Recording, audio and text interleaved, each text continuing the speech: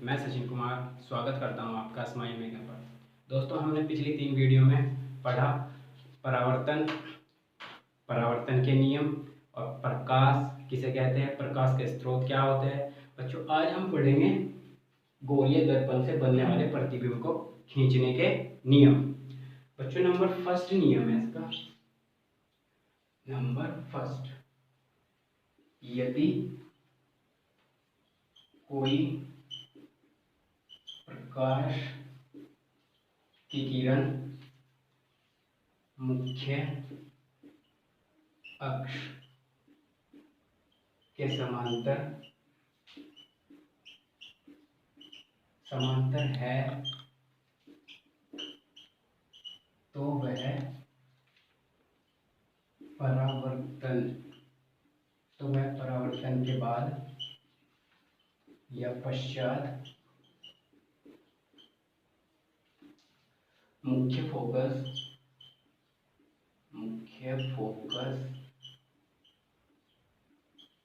बिंदु से होकर जाती है। बच्चों, ये तो पढ़ी हमने इसकी डेफिनेशन, यानी कि ये लिखा कैसे है। यदि कोई प्रकाश की किरण मुख्य अक्ष से समांतर है तो वह परावर्तन के पश्चात मुख्य फोकस बिंदु से होकर जाती है। अब बच्चों, हम इसको चित्र के अनुसार समझते हैं। तो बच्चों, कौन सा दर्पण है, कोई बता सकता है? बच्चों, हम तब तक नहीं बता सकते जब तक हम इस पर कोई लेप ना करते। अब बच्चों, हम क्या कर रहे हैं, इस पे लेप। तो बच्चों, बता सकते हो ये कौन सा दर्पण है, क्योंकि इसका परावर्तक तल कौन सा होता है? परावर्तक तल वह होता है जिस पर प्रकाश की किरण आकर परावर्तित होती है या टकराने के बाद किसी भी दिशा में जाती है। ये कौन सा दर्पण है? अवतल दर्पण। ठीक है बच्चों, यह है अवतल दर्पण। अब बच्चों, मुख्य अक्ष, मैंने पिछली क्लास में आपको मुख्य अक्ष बताया था। यह है मुख्य अक्ष। इस पर कितने बिंदु है? नंबर फर्स्ट हमने पढ़ा था क्या, पी, जिसे क्या बोलते हैं, ध्रुव। नंबर सेकंड, जिसे क्या बोलते हैं, एफ, और एफ को क्या बोलते हैं, फोकस बिंदु। फोकस बिंदु। और ये नंबर थर्ड, सी, इसे क्या बोलते हैं, वक्रता केंद्र। वक्रता केंद्र। ये बच्चों हमने पिछली क्लास में अच्छे से पढ़ा था और इनकी डेफिनेशन की। ध्रुव, मैं बच्चों एक बार फिर से आपको बता दूं, ध्रुव किसे कहते हैं? ध्रुव परावर्तक तल के मध्य बिंदु को क्या बोलते हैं? ध्रुव। और बच्चों, ये जिस गोले को काटकर गोलीय दर्पण तैयार हुआ है उस केंद्र को क्या बोलते हैं? वक्रता केंद्र। और वक्रता केंद्र बच्चों, ये हमने यहाँ पे समझा था, मान लो ये कोई गोलीय दर्पण है, ठीक है, तो इस पे हमने क्या किया, लेप, और ये बनाया था ना M1 M2। ठीक है बच्चों, यहाँ से यहाँ तक। तो बच्चों, इस गोले के केंद्र को क्या बोलेंगे हम? सी, यानी कि क्या होगा, वक्रता केंद्र। और इस गोले की त्रिज्या को ही क्या बोलते हैं? वक्रता त्रिज्या। बच्चों, ये समझाया था? बच्चों, ये क्लियर हो चुका था आपको? अब मैं आपको बताता हूँ प्रकाश की, यानी कि गोलीय दर्पण द्वारा प्रतिबिंब को खींचने के नियम।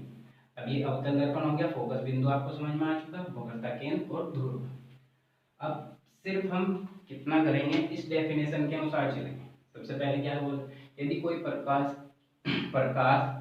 मुख्य अक्ष के समांतर, प्रकाश की किरण है बच्चों, किरण मुख्य अक्ष के समांतर है, ठीक है। तो बच्चों, प्रकाश की किरण मुख्य अक्ष के समांतर, समांतर का मतलब यानी कि इतनी ही दूरी, बिल्कुल सीधे सीधे। अब बच्चों जाएगी, ये गई कोई प्रकाश की किरण, ठीक है बच्चों, गई किसके समांतर है? मुख्य अक्ष के समांतर। मुख्य अक्ष से समांतर हो चुके। अब बच्चों, टकराने के बाद ये देखो, तो वह परावर्तन के बाद या पश्चात मुख्य फोकस बिंदु से होकर जाती है। तो मुख्य फोकस कौन सा है बच्चों? ये टकराने के बाद अब ये टकरा चुकी है यहाँ पे, तो अब टकराने के बाद बच्चों ये जाएगी किस बिंदु से, मुख्य फोकस से। जाने आने वाली किरण कौन सी होगी बच्चों, ये होगी आपतित किरण, आपतित किरण। और टकराने के बाद कौन सी किरण होगी बच्चों, ये होगी परावर्तित किरण, परावर्तित किरण। ठीक है बच्चों, अब यही हमने ये डेफिनेशन में लिखा है, यानी कि यदि कोई प्रकाश की किरण मुख्य अक्ष के समांतर है तो वह परावर्तन के पश्चात मुख्य फोकस बिंदु से होकर जाती है बच्चों।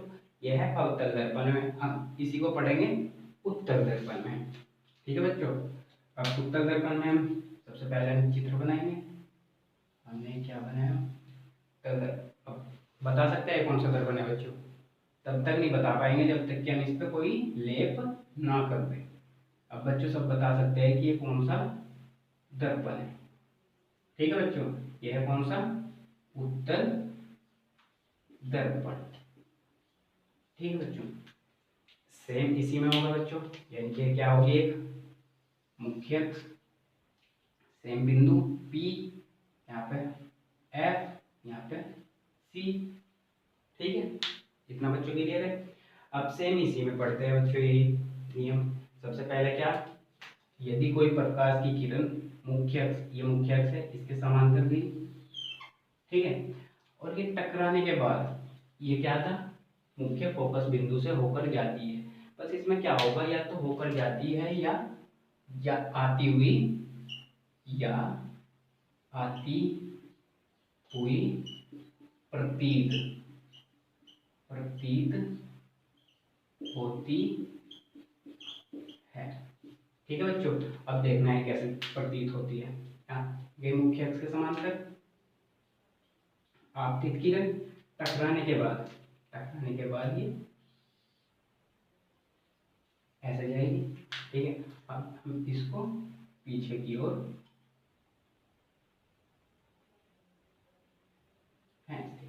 ठीक है बच्चों, ये आती हुई प्रतीत हो रही ना बच्चों, यहाँ से आती हुई, यहाँ से डायरेक्टली इस बिंदु से होकर चली गई। ठीक है बच्चों, ये था हमारा फर्स्ट नियम। अब है बच्चों इसका सेकंड नियम। ठीक है बच्चों, उसको डिस्कस करते हैं। बच्चों अगर ये किसी की समझ में नहीं आया है तो वीडियो में कमेंट करके जरूर बताएं कि सर ये हमारी समझ में नहीं आया। तो बच्चों हमने पहला नियम पढ़ा था, अब बच्चों हम पढ़ते हैं सेकंड नियम। यदि कोई प्रकाश की किरण मुख्य फोकस बिंदु से होकर जाती है या आती हुई या जाती हुई प्रतीत होती है तो वह परावर्तन के पश्चात मुख्य अक्ष के समांतर हो जाती है। बच्चों हम इसको चित्र के अनुसार समझते हैं। तो बच्चों हम चित्र बनाते हैं। कौन सा दर्पण है बच्चों, कोई बता सकता है? बच्चों हम तब तक नहीं बता सकते जब तक हम इस पर कोई लेप ना कर दे। अब हम बच्चों इस पे लेप किया, ठीक है, तो बच्चों कौन सा दर्पण है, ये है अवतल दर्पण। ठीक है बच्चों, अवतल दर्पण ये है मुख्य अक्ष, इस पर कितने बिंदु है, 3। नंबर फर्स्ट P ध्रुव, नंबर सेकंड F फोकस बिंदु, नंबर थर्ड C वक्रता केंद्र। ठीक है बच्चों, अब बच्चों से देखो क्या कहा, यदि कोई प्रकाश की किरण मुख्य फोकस बिंदु से जाती है या आती हुई प्रतीत होती है तो वह परावर्तन के पश्चात मुख्य अक्ष के समांतर हो जाती है। ठीक है बच्चों, अब हम देखते हैं इसको। यानी कि अगर कोई प्रकाश की किरण किससे गई, मुख्य फोकस से गई। ठीक है बच्चों, यहाँ से आप बिल्कुल क्लियर दिख रहा होगा कौन सी किरण है, आपतित किरण, आपतित किरण। ठीक है बच्चों, अब बच्चों ये टकराने के बाद या परावर्तन के बाद, क्योंकि ये कौन सा तल है इसका, परावर्तक तल, टकराने के बाद कहाँ कैसी हो जाएगी, मुख्य अक्ष के समांतर।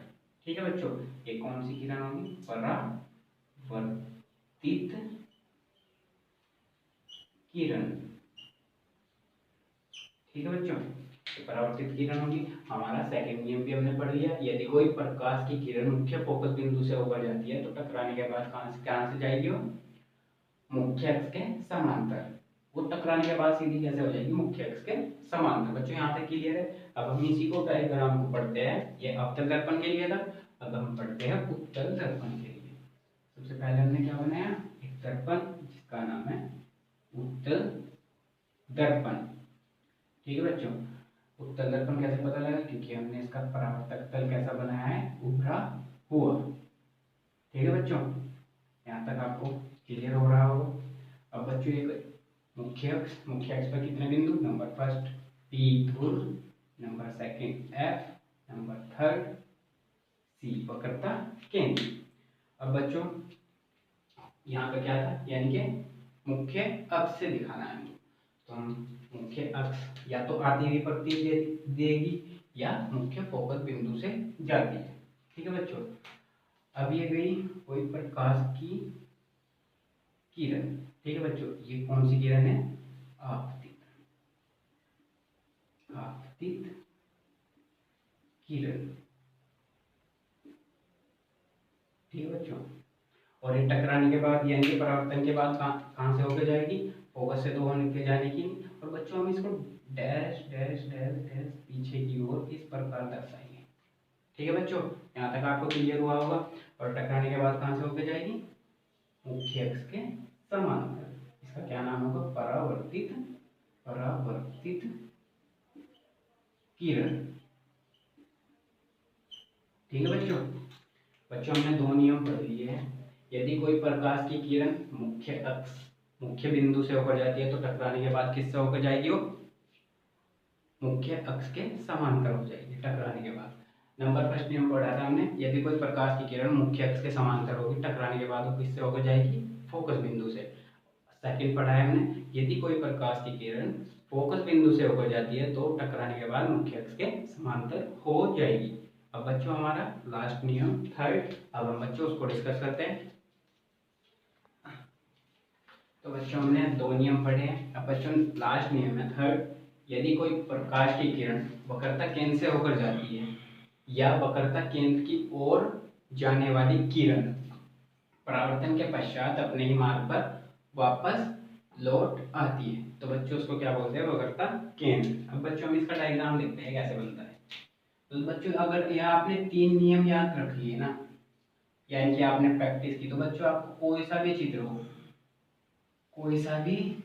हो चाहे वो सूक्ष्मदर्शी का हो या दूरदर्शी या किसी लेंस में, किसी भी चित्र को बनाने में कोई दिक्कत नहीं होने वाली। बच्चों कोई बता सकता है कौन सा दर्पण है, बच्चों तब तक हम कुछ नहीं बता सकते जब तक हम इस पे कोई लेप ना कर दें।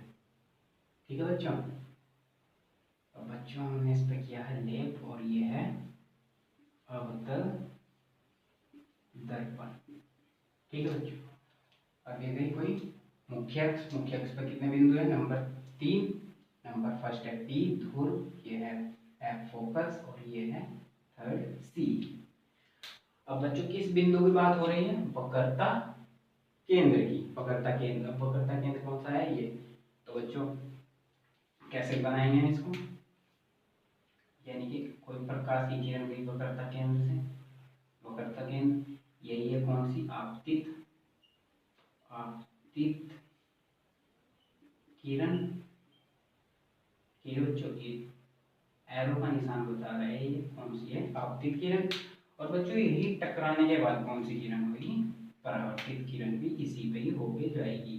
बच्चों मैं अलग पेन से आपको दिखा रहा हूँ क्योंकि इस एरो का निशान इधर है तो उसका मतलब है क्या है, टकराने के बाद परावर्तित भी अपने यानी कि अपने ही मार्ग पर वापस लौट आती है।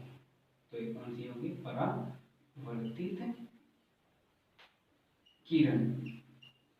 ठीक है बच्चों, ये हमने पढ़ा अवतल दर्पण में। अब हम बच्चों पढ़ते हैं उत्तल दर्पण में। उत्तल दर्पण में इसका चित्र कैसे बनेगा बच्चों, सबसे पहले तो हमने इस दर्पण पे लेप किया, ये मुख्य अक्ष, ये है कौन सा दर्पण, उत्तल दर्पण। ठीक है बच्चों, इस पे कितने बिंदु, 3, पी एफ और सी। कोई बच्चा अगर नया हो और इस वीडियो को देख रहा हो, आपको ये नहीं समझ में आ रहा हो ये एफ बिंदु इधर है उत्तर दर्पण में और वक्रता केंद्र इधर है और इसमें इस इधर है, तो बच्चों कंफ्यूजन होने की बात नहीं है। इससे पहले वाली वीडियो देखना, उसमें मैंने क्लियर किया हुआ है कि ये एफ राइट साइड में क्यों है और ये इधर लेफ्ट साइड में क्यों है। ठीक है बच्चों। अब बच्चों हम पढ़ते हैं यानी कि हमारा क्या था, वक्रता केंद्र। तो बच्चों कोई प्रकाश की किरण गई, ठीक है, ये क्या कह रहा, वक्रता केंद्र की ओर जाने वाली किरण, ये वक्रता केंद्र की ओर जा रही बच्चों। ठीक है, ये क्या हो रही, इसी पे क्या हो रही, आपतित। ठीक है, अब बच्चों इसकी ओर उधर जाने की तो है नहीं, लेकिन हमें ऐसा प्रतीत होगा कि ये उसकी ओर गई है वक्रता केंद्र की, और सेम इसी पे क्या हो जाएगी, परावर्तित। ठीक बच्चों, इसी पे ही आपतित और इसी पे ही परावर्तित। आपतित किरण मैंने बनाई है ब्लैक से और परावर्तित किरण बनाई है मैंने ब्लू। ठीक है बच्चों। अब बच्चों आपको तीनों के तीनों नियम समझ में आ चुके होंगे। अब बच्चों मैं आपको एक एक क्लियर करके बताता हूँ, तो तीनों में कोई डिफरेंस नहीं है। अब बच्चों ये देखना आप, अब कोई डेफिनेशन नहीं लिखेंगे। नंबर फर्स्ट हमने नियम क्या पढ़ा था, हम सब पढ़ेंगे अवतल दर्पण के लिए। किसके लिए, अवतल दर्पण के लिए सभी। नंबर फर्स्ट, ये फर्स्ट था, ये बच्चों हमने चित्र बनाया, ये कोई प्रकाश की किरण, ये है मुख्य अक्ष, ये है पी, ये है एफ, ये है सी। ठीक है बच्चों, पहला नियम हमने क्या पढ़ा था, यदि कोई प्रकाश की किरण मुख्य अक्ष से समांतर है तो वह टकराने के बाद किससे हो जाएगी, फोकस से। ये था बच्चों को हमारा फर्स्ट नियम। बच्चों सेकंड नियम क्या था हमारा, सेकंड ये है उत्तल दर्पण,